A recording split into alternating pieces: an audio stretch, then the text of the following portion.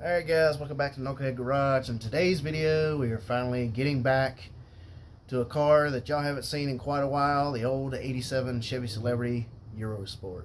Man, oh man, I can't believe it's been about 3 years since I've had any content on this car, and I know a lot of you out there have pointed it out in comments. I've seen them, you know, where's the car at? Do you still have it? What happened to it?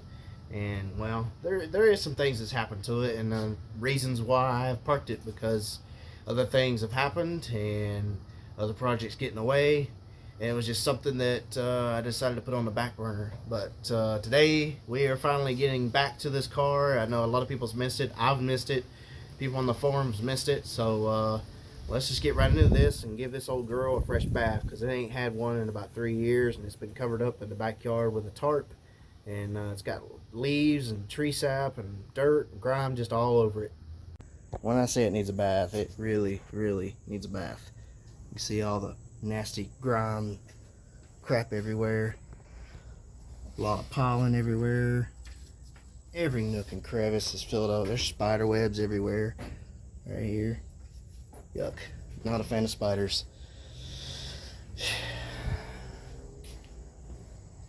Whole car's not that bad in shape. We got some rust here we need to fix.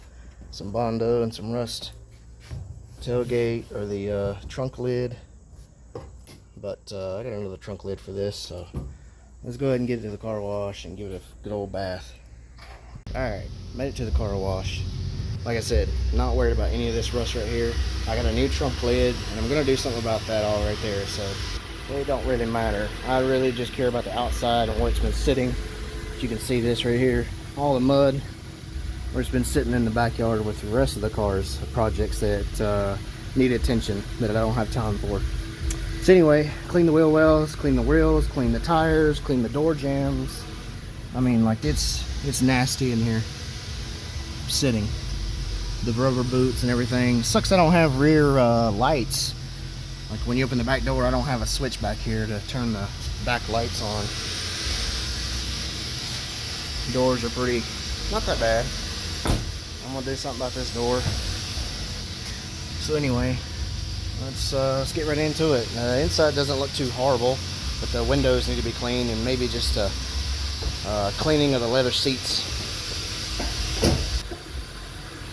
Some mud here. Like I said, the whole engine bay, spider webs, etc. There's not really many, what you say, oil leaks or anything. The CV axle is busted on this side, so we'll go ahead and clean that up. And Super Clean reached out to me and sent me another 2 things of their products. I really appreciate it. If you're looking for car cleaning stuff, go to get Super Clean. Best stuff in the world. Not saying that just because they sent it to me. I really like this stuff. Best stuff. So I'm going to be using this to clean the engine bay up and get it back to what it should be. You got valve cover gaskets and all kinds of other goodies to put on this thing. Get rid of all this dirt and grime that's been sitting for 2 years. Alright, so I've already soaked it down with, it's basically just some car soap and water and some other odd end things. Really nothing that's really going to really deep clean like Super Clean.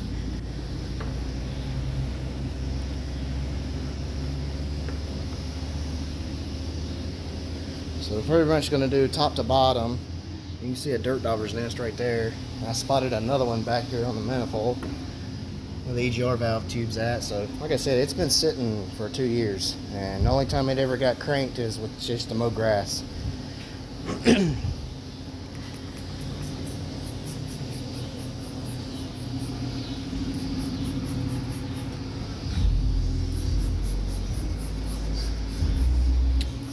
Clean this old girl up, make it look like brand new again. That's all I'm after. And I possibly have a new set of wheels for it. It'll look good, but still going to keep these and repaint all those. I've repainted the front, but never repainted the back.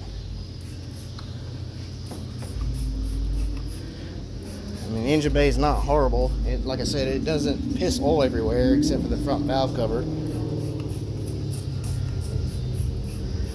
Get that good and clean, because that is on the list of things to do, is to do the valve covers.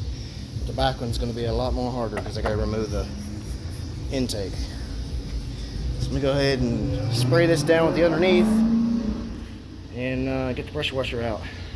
Alright, the old Celeb is looking better. Went ahead and pressure washed the whole entire car. It's not been washed yet, but I got a lot of the grease and grime and crap off from sitting. I'm going to take a brush, get in here, clean all this junk off. Get in here, clean all that out. Spiders like to get in there to the gas cap for the vent side. The trunk jams need to be cleaned really bad. It's full of stuff, and I'm sure underneath that plate is full of leaves and stuff from sitting in the backyard in the trees. So yeah, little crevices like up in here where the trim, the water runoff molding needs to be cleaned, and yeah, the whole engine bay looks good.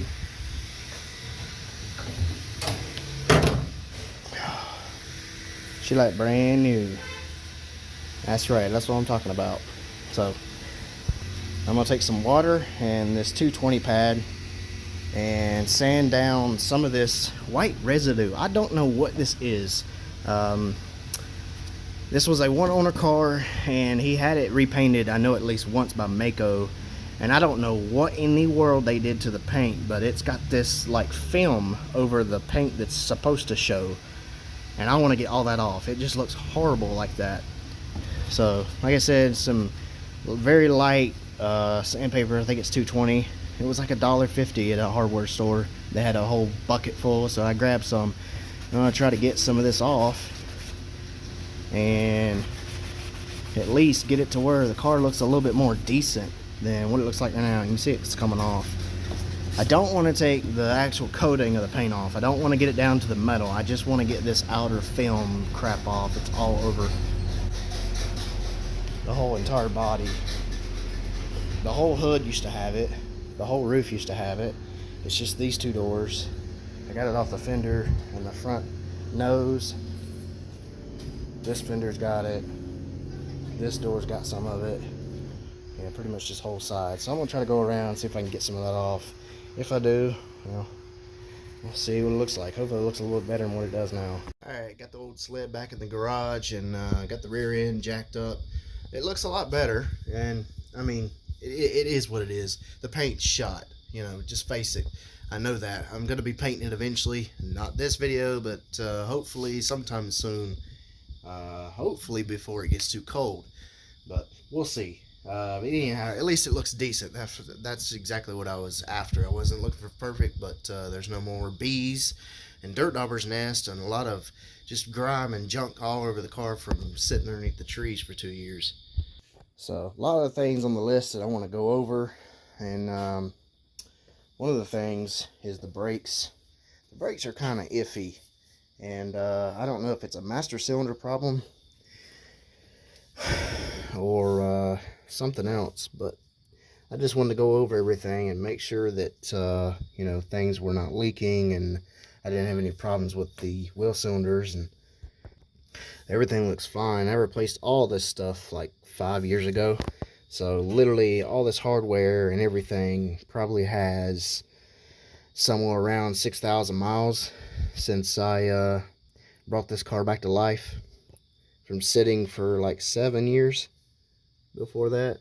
So there's no fluid, so they're good to go. I'm not going to mess with it.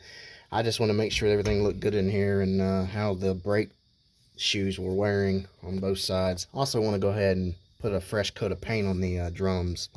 It also has brand new shocks. It doesn't look like that at the moment, but yeah, they're new. Might want to go ahead and grab a fuel filter and change that, because I don't know what's, you know, because of the old gas. You know, I've put probably about 10 gallons of gas in it, so I want to run at least one tank and then change the fuel filter in it, just because I don't know what, you know, what that gas looks like that's in the tank, or that was in there. Drinker side or passenger side, not too bad. Same condition. I just need to take the air hose and blow all the dust out of here, but the brake shoes are wearing evenly, so, and there's no wheel cylinder leak or anything like that. So I do need to get some brand new bushings for the track bar. They are gone. Look at the cracks of that thing.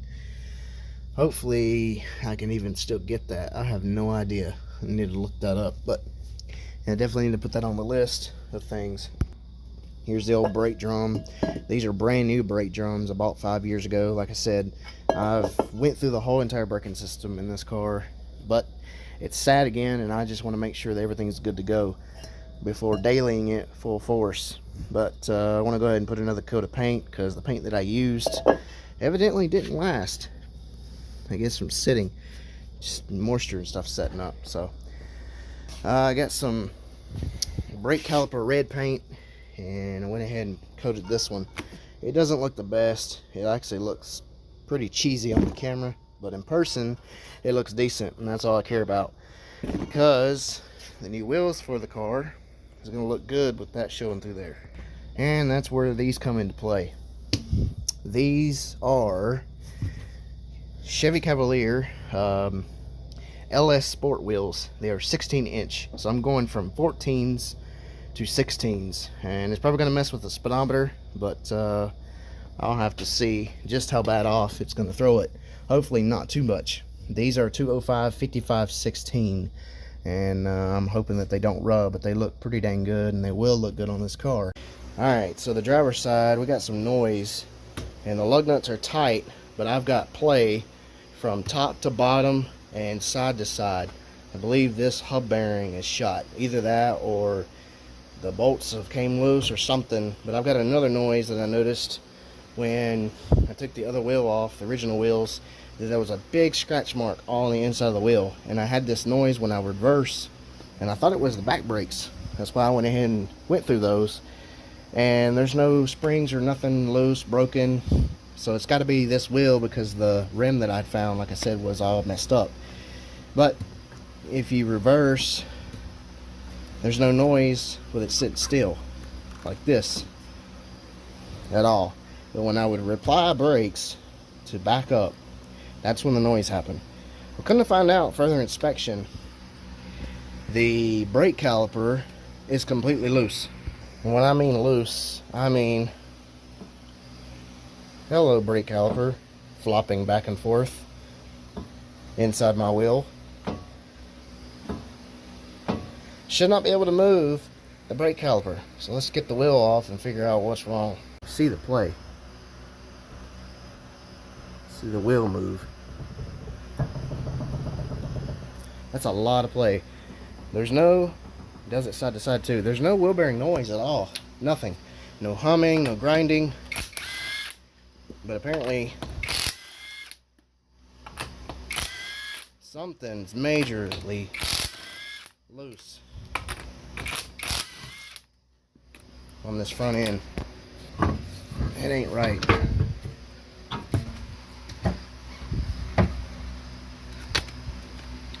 You see what I mean about the caliper? That is not staged.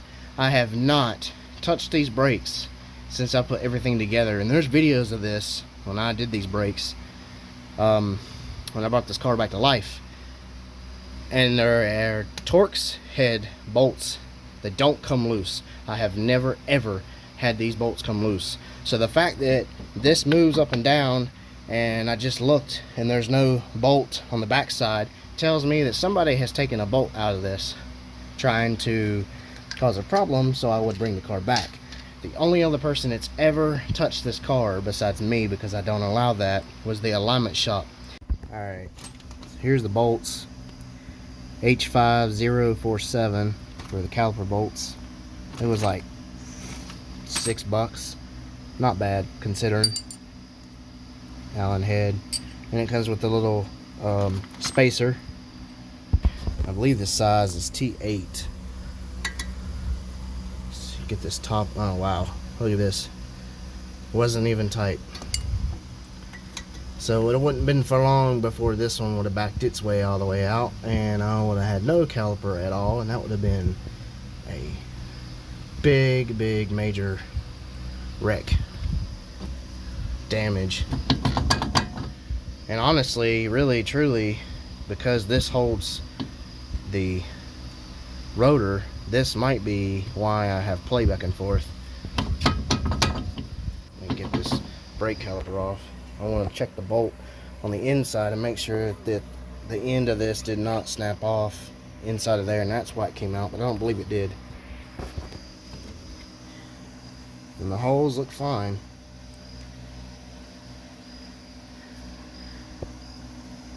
Now the threads in that look perfectly fine, both of them. So I think it's just good to go. Just put another bolt in and put it back together. And honestly, like I said, I think that might be why there is play on this hub, and it's not the bearing. It's just because the brake caliper is loose. Because really and truly, the caliper holds the brake caliper, the brake rotor to the hub with these bolts. Well, I got good news and bad news. Good news is it took some of the slop away, and the brake caliper's not going to fall off going 70 miles an hour down the interstate no more. But there's still play from top to bottom, and I got a little bit this way, and the tie rod on the outside's not moving. It's the hub itself a little bit. So I guess we'll be pulling it apart to do hub bearing, and I'm waiting on a CV axle for the passenger side because the boot's busted. I'm not going to replace just the boot. I'm just going to go ahead and do another axle because it's under warranty, but it's going to take a week to get here. Alright, so it's been a week, and as you can see, CV axle is brand new. I went ahead and just took care of this off of camera because who really wants to watch me struggle and try to get a CV axle replaced? You know, it's just pretty much an in and out job, warranty swap anyway. But I did take care of some things while I had it apart because, well, I had to take the strut bolts, these two, loose. And I'm kind of glad I did because this side and the other side I'm about to show you, they were not tight. And they should be. There's not a torque spec. I can't find it. The car's too old.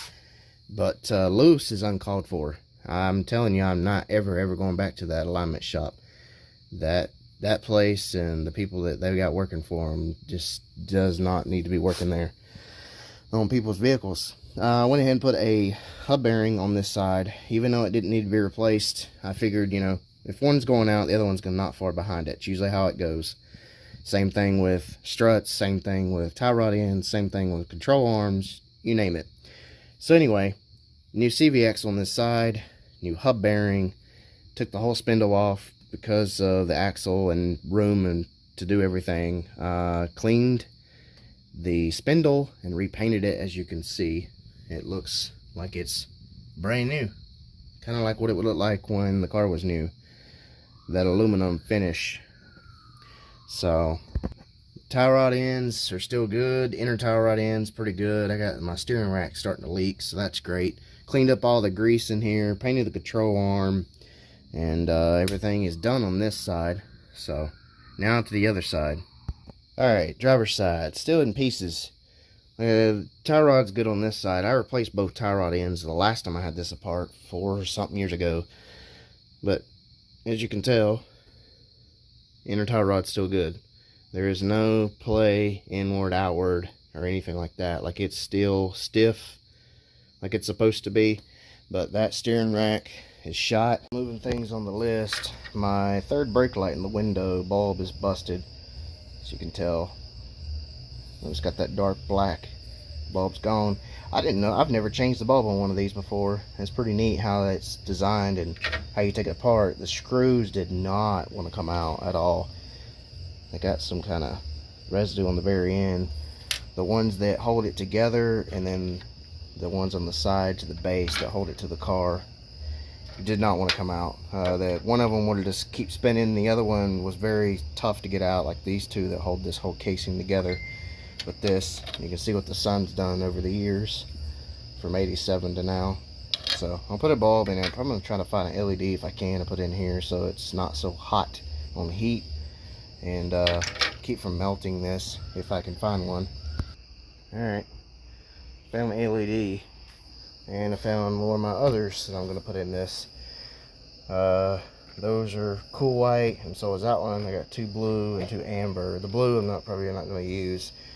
But Definitely going to use these hyper flash 3 or 4 times as soon as you apply the brake the first time, each time. That'll kind of help get people's attention that are on phones and whatever else not paying attention nowadays, because I've been rear-ended almost 2 times with my truck close, and that people just don't pay attention nowadays when you're making a stop or you're turning. But yeah, these will go in the front for the amber. These will probably go back here for the marker lights, running lights. I put LEDs, I believe, in the reverse lights already, but nothing else has been converted over. Well, this works. So it should be bright enough. I'll put it together and make sure. Alright, so we got LED backups.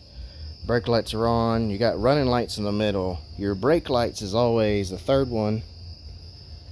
That one, that one, that one, and that one. 2 on this side, 2 on that side, and your third one in the window. The third one in the window, I don't know if that's bright enough, but it's LED, and I honestly don't know if it's any different than a regular halogen bulb or not. But I'll run it and see what it looks like during the daytime, and if it doesn't look bright enough to me, then I'll change it off camera. But for now, let's move on to the other lights in here, because I'm sure it's not going to be long before some of these start burning out with daily use. Yeah, just like I suspected, it's got regular halogen in it. So I'm going to go ahead and change out that one and put those hyper flash ones in here. I'll probably do 1 hyper flash on this side and 1 on that side. Either that, or I'll just go to the store and buy another pack that's got hyper flash. They're not cheap, but I'd rather have that to get somebody's attention than rear-ending me. Look at the lovely bees. There's a bee's nest, or was anyway, and it's dead now. Cotton picking bees. Alright, so now we've taken care of the front end part, bearings and all that good stuff, brakes, etc.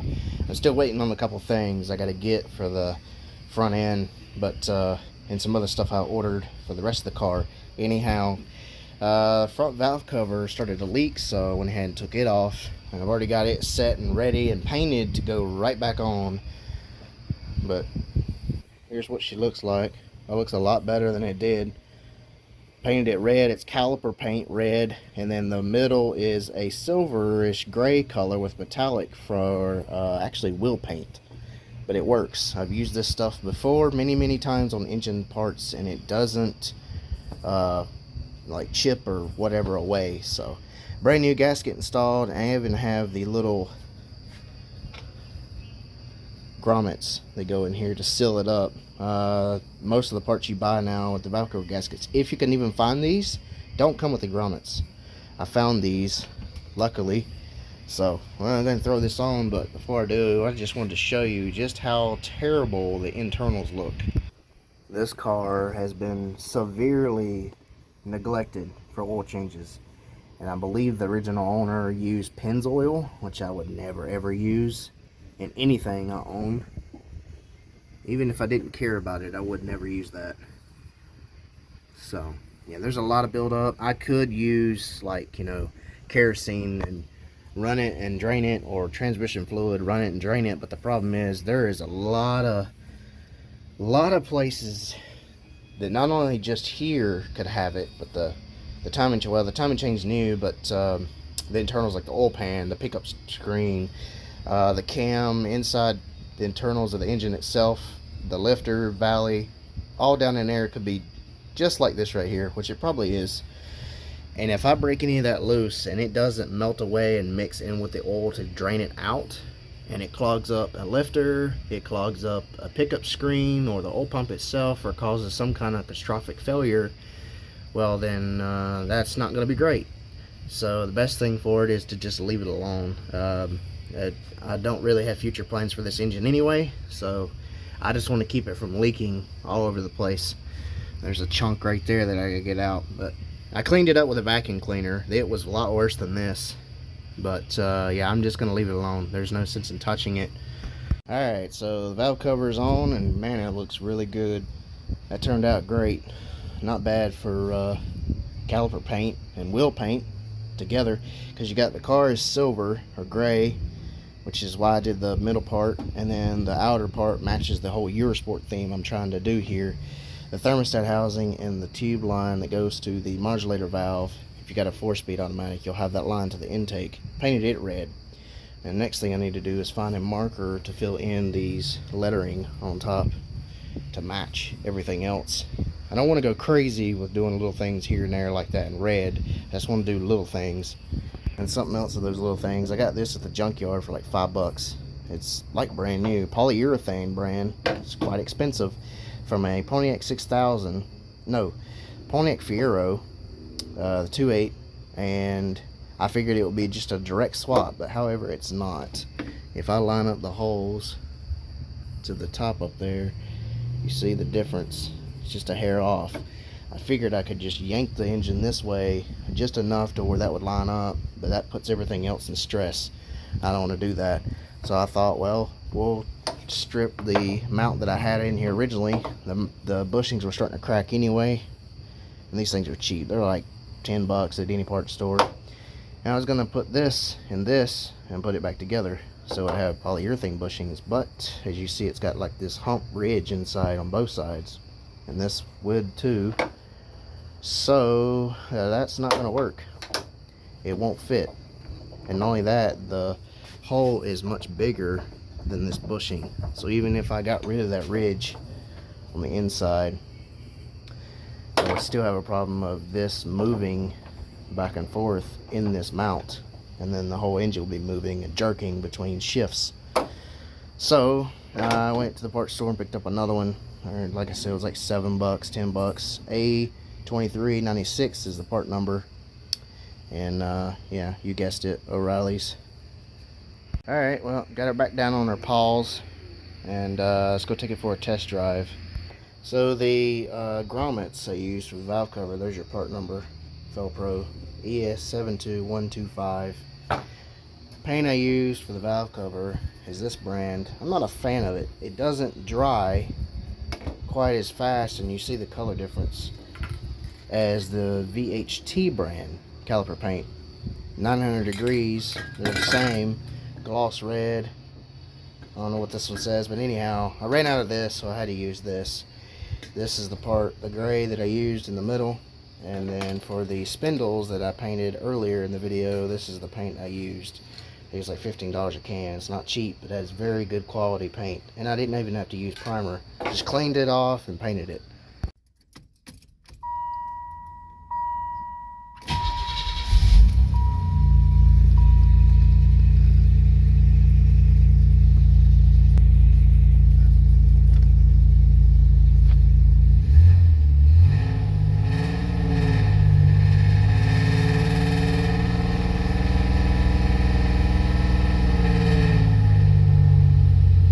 Still doesn't do that cold start, high idle, and come down just like I just made it do. I don't know what the deal is with that. Alright, let me just show you what it's doing transmission wise.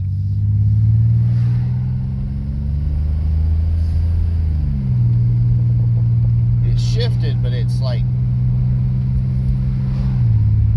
slipping and catching. Doesn't matter how easy I'm with it or how hard I'm with it, it still doesn't want to shift great from first to second. Third's a little tough. Fourth is good. Lockup is alright. Lockup disengagement is rough. That crap hurts.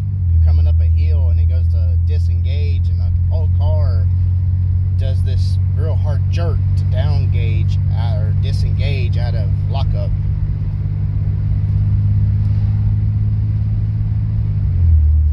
That's 45 miles an hour, 1500 RPM. That lockup.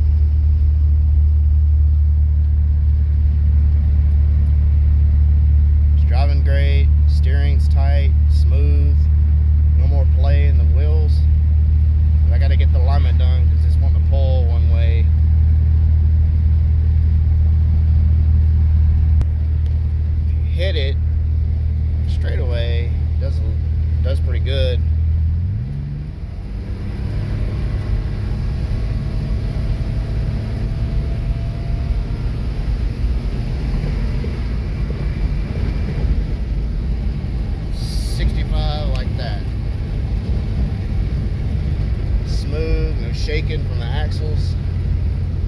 shifts and handles like it's supposed to, but that first to second just ain't right.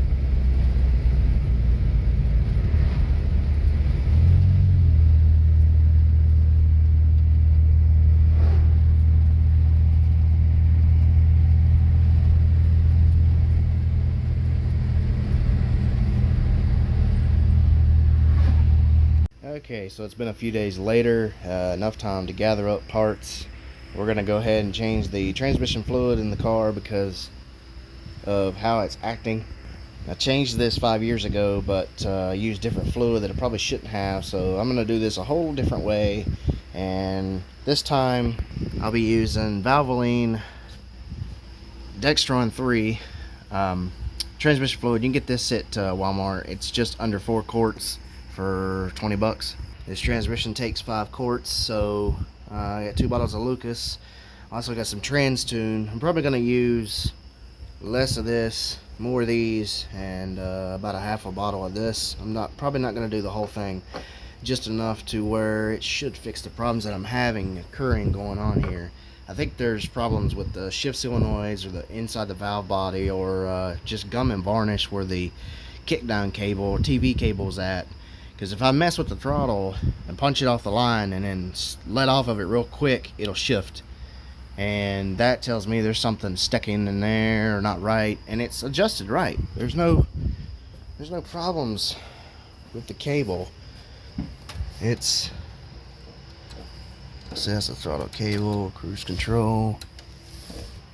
Oh yeah, TV cable right here.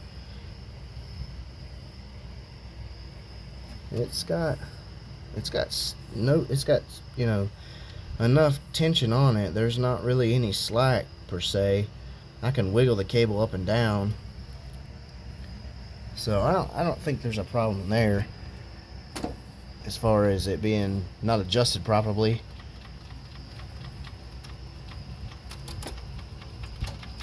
Old trick you can do is to get one hot, and while it's running, take that off and pull on that cable real hard several times like I was just doing, and sometimes that will free up a sticking TV cable. There's a little slide bar inside of there that moves back and forth with a spring, and sometimes they'll stick inside the valve body and cause shifting problems.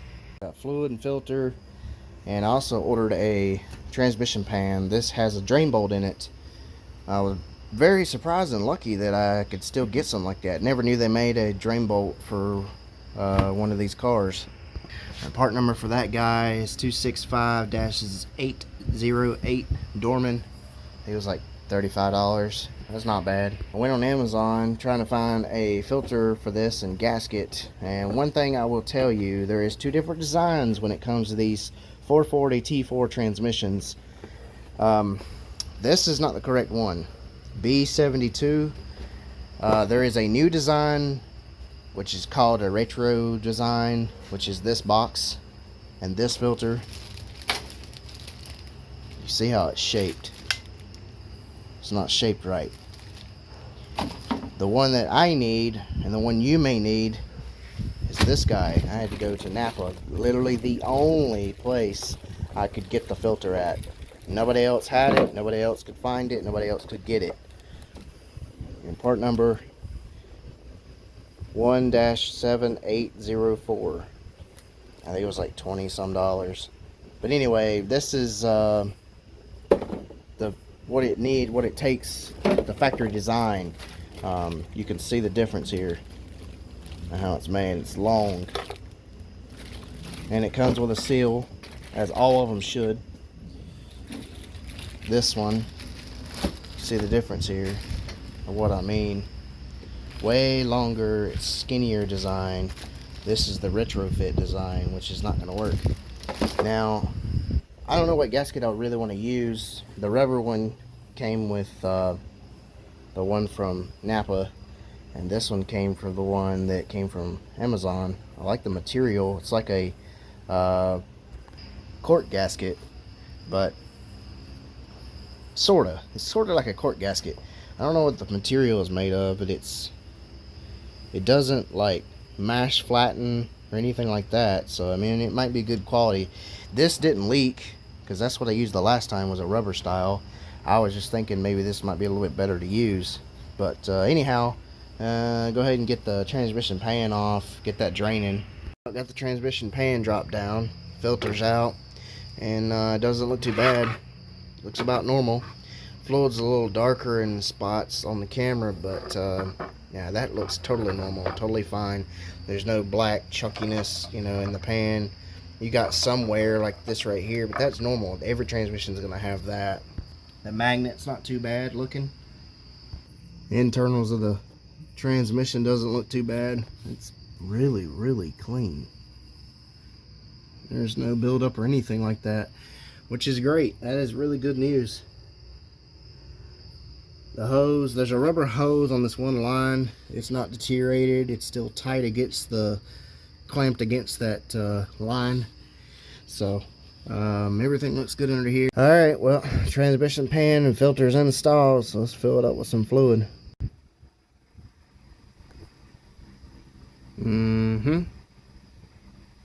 Yep. Rebuilt internals, renewed clutches, shift kit, just lost the receipts.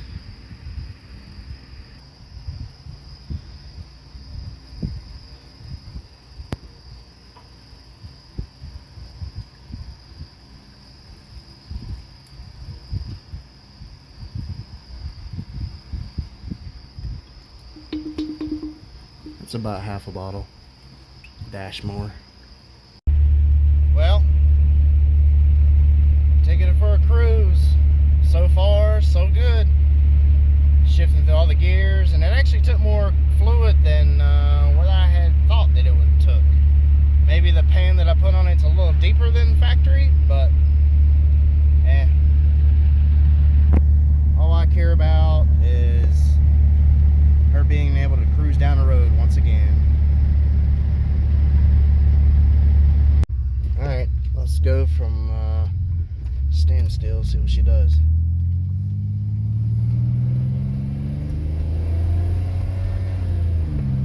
Still a little slippage.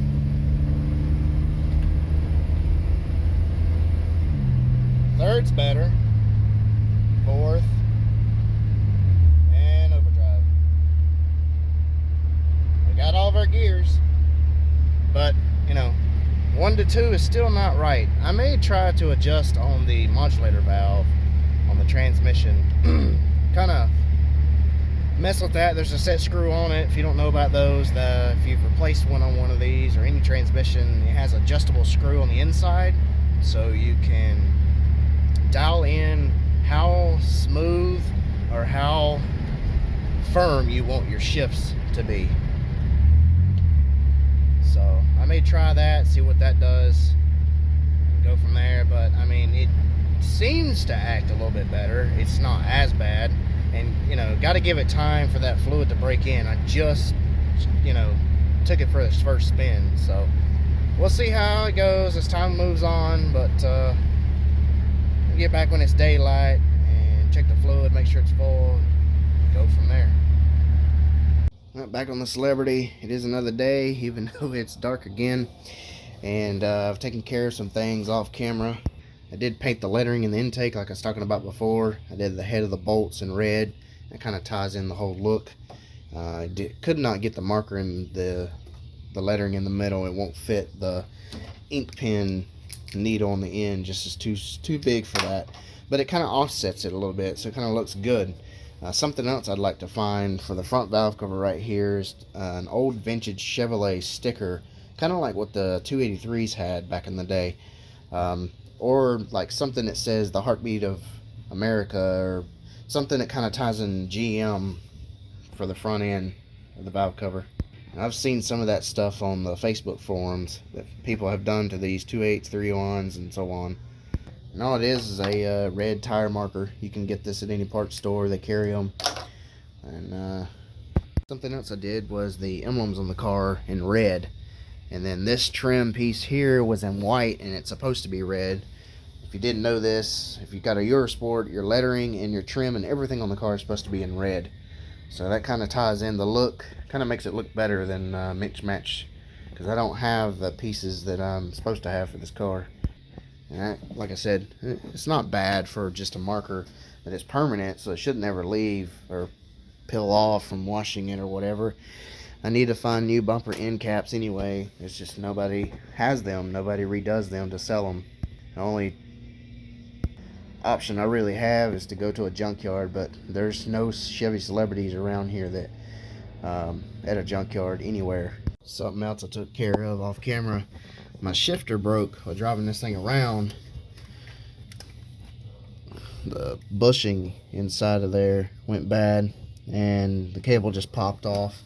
So I flipped the end of it 360 degrees and slammed it back down, thinking that that would fix it, but it didn't. So I went and got a bushing kit, and it's a long yellow orange piece right there, as you see. And I took a hammer and just slightly tapped it in, and that's so far holding that cable in. But I do need to find another one, because that is not really the correct cable, shifter cable for this.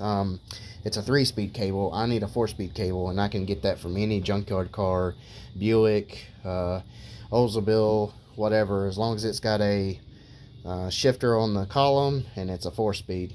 Alright, so we are working on the sway bar next. You see I've already painted it, caliper red, same thing as the track bar, and it's ready to be installed back on the car. Got new bushings for it, got them from Rock Auto, and the other half from just a regular parts store. The outer is just your average size, you don't have to worry about it. The middle that goes to the cradle, to the frame as they call it, I have a 26 millimeter, something like that, sway bar, which comes to like an inch thick. That's kind of small.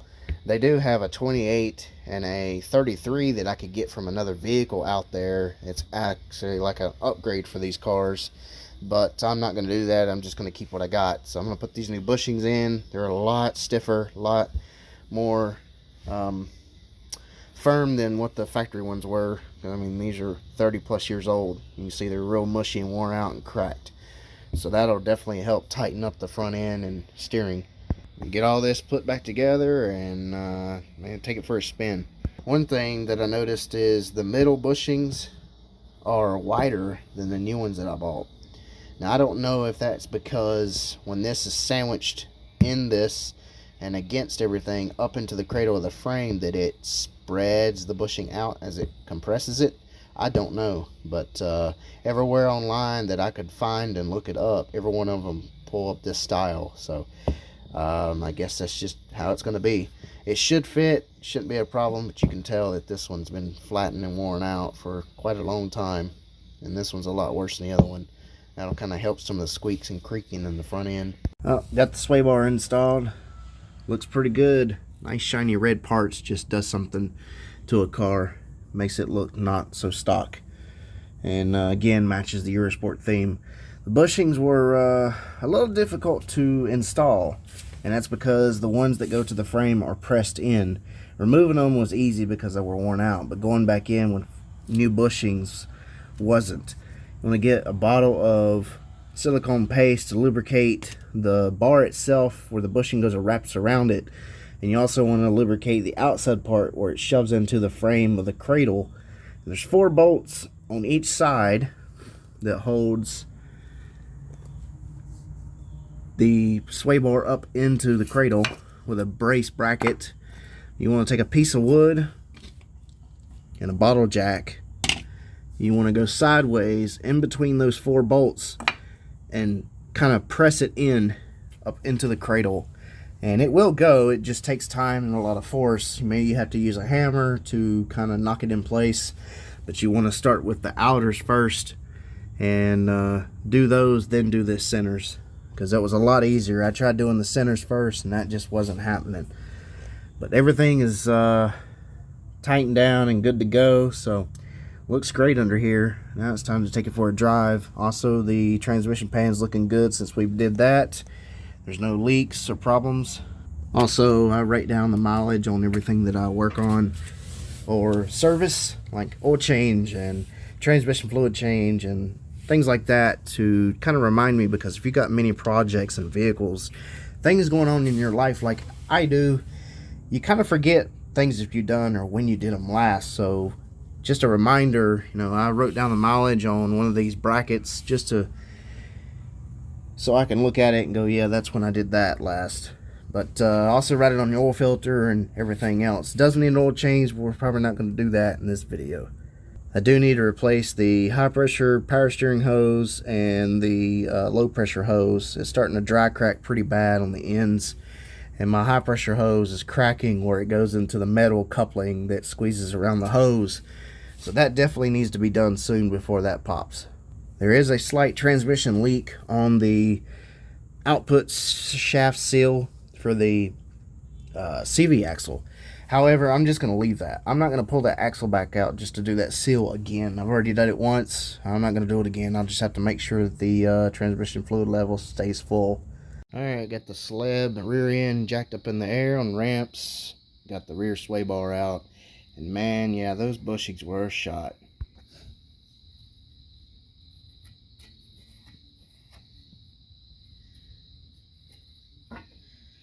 Oh yeah, you can see the, boy, them them bushings have seen better days. So can't wait to get this one on. That'll look nice underneath there. But first I need to paint the underneath chassis rear end. It just won't look right without a coat of paint, especially when you put something nice shiny red under something that's got 30-plus-year-old dirt and dust and just a slight bit of surface rust. And probably throw a coat of paint on the exhaust. But anyway, I picked up some of this at the parts store. I've never bought this brand. Roll bar chassis paint, 250 degrees. So it is a satin black. So we'll see how that turns out. Hopefully it does great. Because like I say, that just looks crappy. If call me crazy, but I'd really like to get the rear springs out and paint those red, but that's just too much. I got enough red as it is. So everything under here, what I couldn't get, try not to overspray, paint it up black, and then that'll match real good with the sway bar. Alright, well, rear sway bar is swapped. Looking good. Rear end is painted. I don't know how I like that Rust-Oleum too well. It's just like the red caliper paint, like I talked before. Rust-Oleum brand, just, I don't know, getting to be where I'm not a fan so much because it's still not dry. The VHT paint that I used on the sway bar, the front one, this one, the drums and calipers and so on, dries very, very fast, and the quality is much better. The Rust-Oleum, I don't know, that chassis paint, I don't know if I really like that too well, especially if I want to get a job done and get it painted.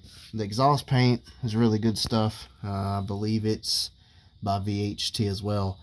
But anyway, yeah, it looks good, so cross that off the list and move on to something else. Well, I believe it's time for an oil change. Yeah, I know, I said I wasn't going to do that, but here we are, and go ahead and knock it out off the list.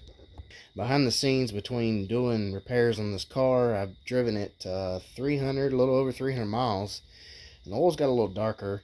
Engine's tapping, it's getting worse, and I just want to kind of analyze the oil, put something fresh in it, and this time I'm going to be using VR1 racing oil, mainly because it says the zinc additive and it's for flat tappet cams right there.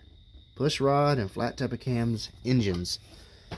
Wicks filter, you know the works, and of course Lucas high mileage, because if I don't use this 2050 and I don't use this Lucas, the oil pressure light comes on at an idle after it's hot, and then the engine tapping noise gets worse.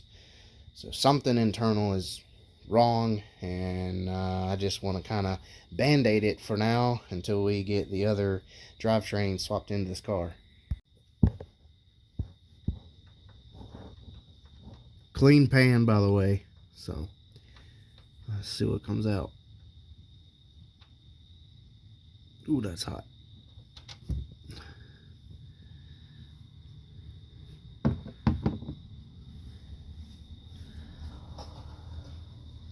Yeah, I'd say that needed to be changed.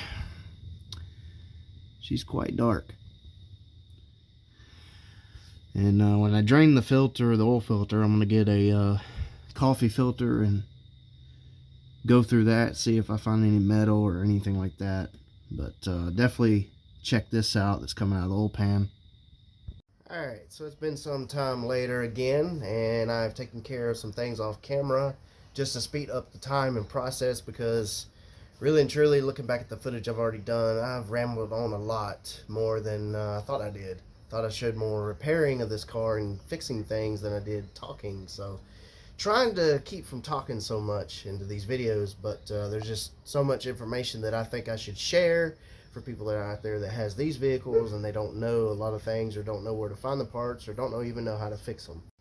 So anyway, with that being said, I apologize for that, but you know, there's a long list, and I've been trying to take care of all the stuff on this car to speed up process. A lot of parts that I've needed to fix it to keep the video going, to get this uploaded, has just taken time.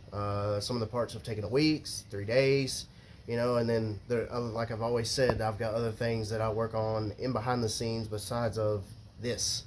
So it just takes time. So, and also getting over a cold, so that kind of messed me up. And then here recently, I had a really good friend of mine, very close friend of mine, it was like an uncle, never had passed away, so, you know, kind of been dealing with that. But anyway, to get into this, you know, like I said, long list here, and I'm almost running out of space to write stuff down. Off camera, I have replaced the power steering fluid. I had to flush it. The power steering return line, not the high pressure line, was starting cracks. It's got cracks all in it, and I was going to replace it, but as you see, it's got one of those special clamps on it right there, and it swoops over the CV axle. The high pressure line is showing its age. You can't see it from here, but down there, there's starting to have cracks in it, and I really don't want those lines to pop. I shortened the low return line, stuffed that back on, flushed the system because it had some nasty power steering fluid in it, even though that wasn't even that old, because I have replaced the power steering pump on this car. Anyhow, both of those lines need replaced. I'm probably going to do that when I engine swap it, because you got to take this pump off and out to disconnect this line, and up in here to drag all these out. There's supposed to be a special clamp here that holds the lines up in behind the timing cover. I don't know where mine went, but I did have it. The lines that are down there that goes into a T fitting, they will not come out. So as you can see what I was talking about, this line right here is the high pressure line that goes up there with the other one returned. This line needs to be replaced.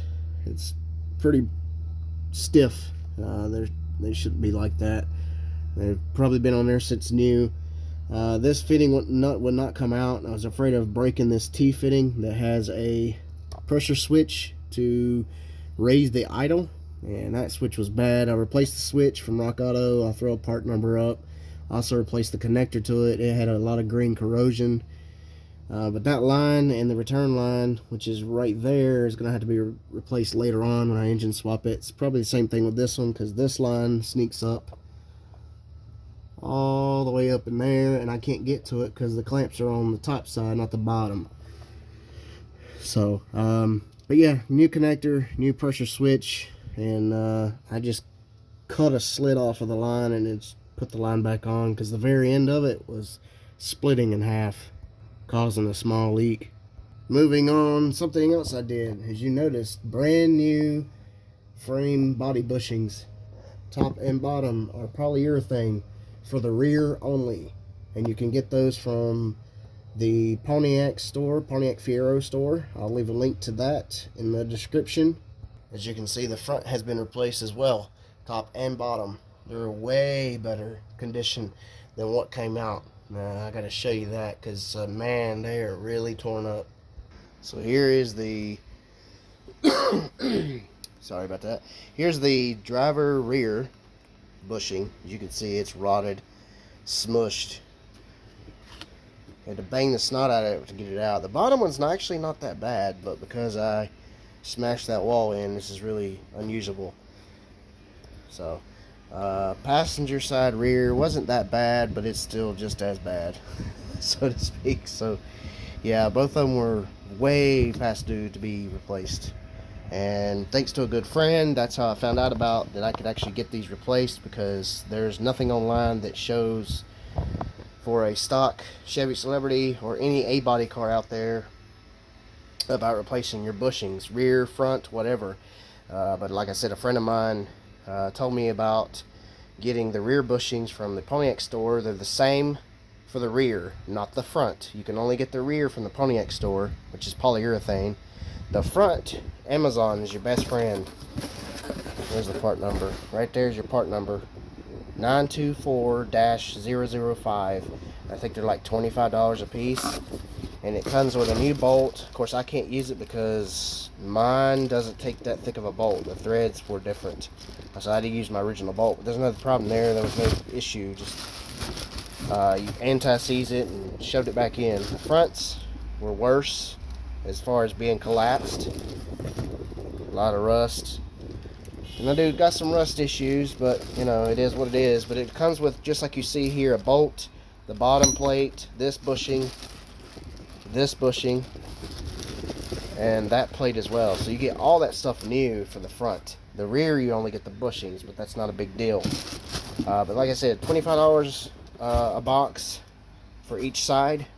And then the polyurethane from the Pontiac Eurosport is about $70 some shipped to the door.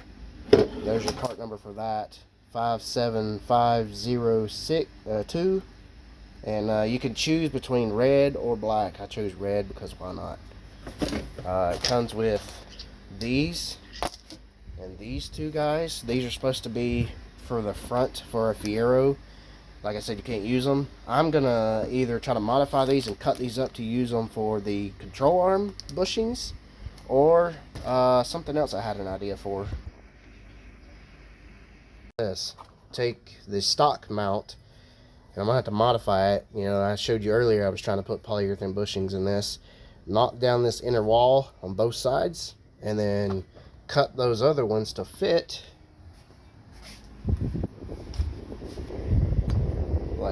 Like so. They'll fit. They just got to be cut down, probably about in half, and see if I can use them for that, or like I said, the control arm. But I'm really pointing to the top mount to be replaced. Nothing wrong with stock. I just rather would have a nice polyurethane engine mount. Also went and had the front end aligned, so she's pulling straight. No issues pulling left or right. Hopefully the cradle bushings being replaced, that she'll be smooth as glass now. No more creaking, popping, and banging in the front end, because before it sounded terrible, like something was falling apart. And I believe in the future I'm gonna have to replace this strut, because something in this area right here is popping whenever I hit let off the gas or step back on it. Or sometimes, most of the time, was reversed. There would be a loud clang pop coming from this area here. I didn't know if it was the bushings or if it was a strut too, but either way, gonna have to look at getting struts in the near future. Something else I'm gonna add off camera, I'm not gonna show this process, but I got some Apina position pod lights. They're gonna go in the grill. They light up amber, so that'll look cool in between. Yeah, so I can't wait for that.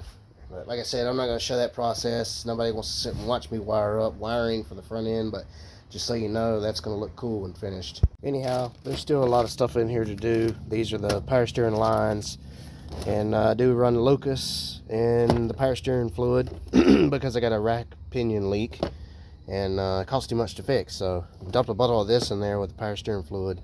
I run Lucas in the oil, transmission fluid, and now power steering. So this whole car needs to be Lucas sponsored.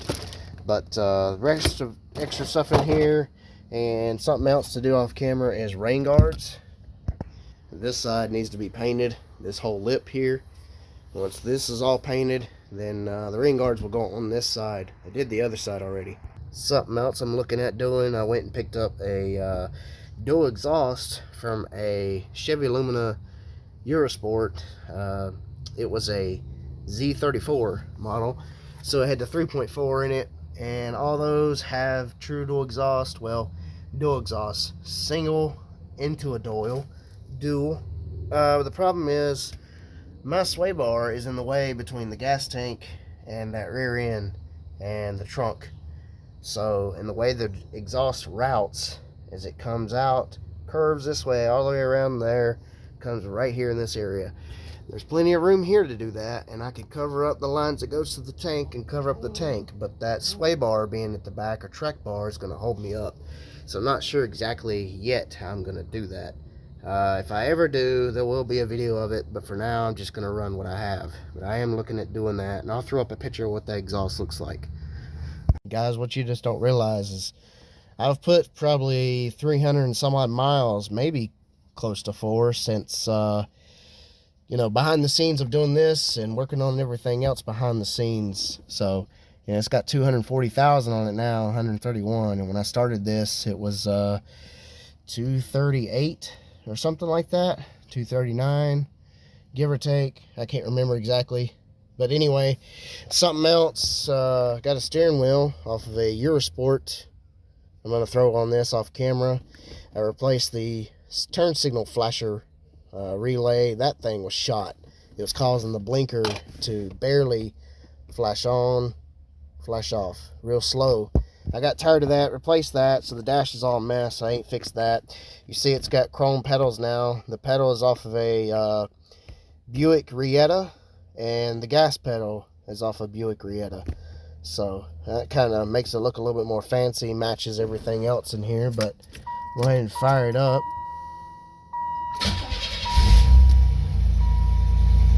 Still does not do that cold start high idle.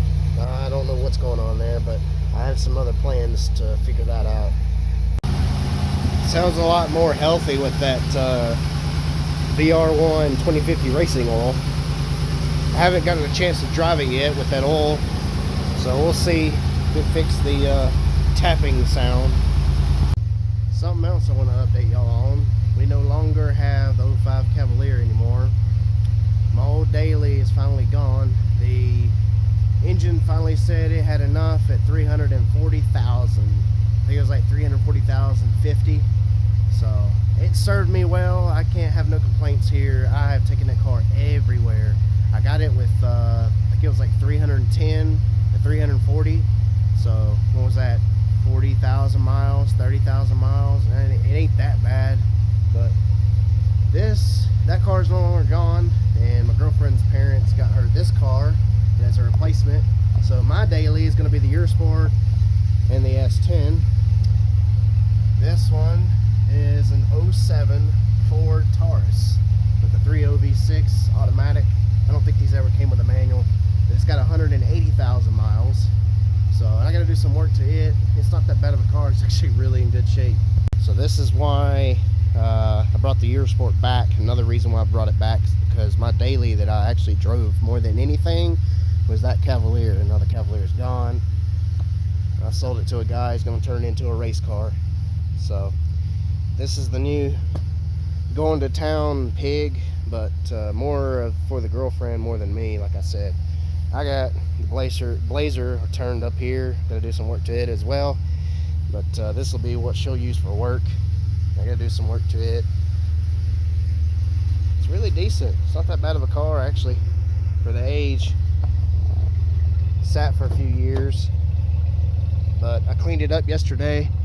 It looks nice in here now. You see the parts in the floor. So anyway, enough said on this. Just thought I'd show you and give you an update. People that are going to be asking about the Cavalier. I hate that it's gone, but it is what it is. I wasn't going to put another motor in it with it having 340,000 miles, because the transmission was already worn out in that car. It was getting to where it started having problems. Take it for a test drive. Them bushings feel great, man. The steering is tight.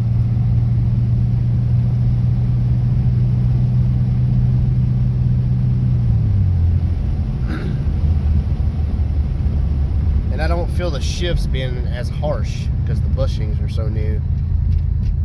You got to give it time to break them in and then recheck them, make sure they're tight, because they will come a little loose over time when they wear in.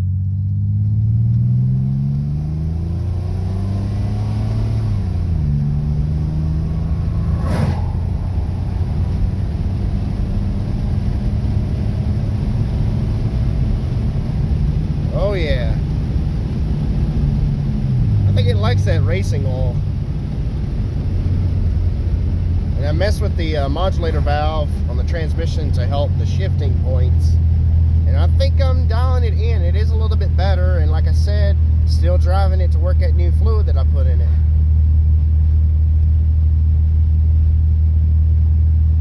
I'm really impressed. I'm really happy with this. It's been a long journey, and there's still a whole lot more to do to this car, but for now I can just daily drive it and get the other drivetrain ready as time goes on. Alright, so here is the donor drivetrain. This is a 1990 Chevy Lumina Eurosport. It's got 145,000 miles. It's a 3.1 V6, so a little bit of an upgrade, and the same 440 T4 transmission. Elderly couple on this. This engine runs perfectly smooth. It does need some work here and there, but that's nothing that can't be fixed just because of sitting and age and things like that. It got hit on the passenger side, as you can see. Doesn't look that bad, but it is bad. The A-pillar is pushed in, and the bottom of the body of the car is kind of pushed, but the framing and everything else like that is fine. The doors actually open and shut just fine. They leak. That's why it's got a tarp over it. I've had this car for not long after I got the Eurosport. About, I'd say 3 or 4 years I've had it now. I've had that car almost 6. So anyway, it came with 2 doors. I tried to put 2 doors on it. That didn't work because the framing's all messed up. So it's going to be a parts car. I don't have a problem with that. Maybe I'll have another Lumina one day or something like that, because these things ride amazingly. Actually better than that over there. And it has 4-wheel disc brakes, which I wish that I could have the rear end to put in that, so I would have 4-wheel disc, but I don't think that's actually able to work how it's set up. So anyway, engine, trans, radiator fans. This had dual fans. I like to add that to the car so I can have an extra fan to kick on just in case something happens to the main one, so we don't actually cook this engine. I want to keep the grill because that's a 1-year only grill, and a few other pieces, odd and end things here and there on it. It's got my brand new battery. I actually need to swap it to the other car. But anyway, I'm going to fire this up. Enough rambling. Interior is not that bad, but it's got mold all in it. So it leaks when it rains. And it loses its prime when it sits, so you have to prime it like 4 times before it kicks. Fuel pump's going out because I barely even hear it priming.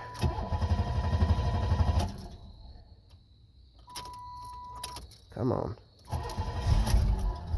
Come on, girl.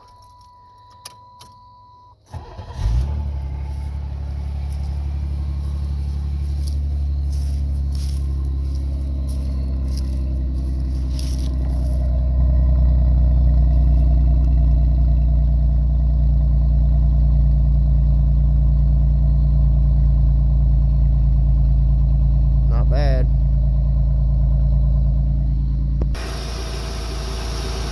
Runs smooth. It's got a little valve noise. Like it's sitting a lot. I barely move this car unless I have to cut grass, and it only gets fresh gas every now and then, you know, because it's not drivable. I don't drive it. It's got a salvage title. So, and anyway, runs good enough. I'll be pulling this motor soon and getting everything else I want to keep off this car, and then the rest of the car will be gone to scrap, or maybe a derby guy out there will buy it and derby race it. I really don't care because I can't fix it. It's unfixable. So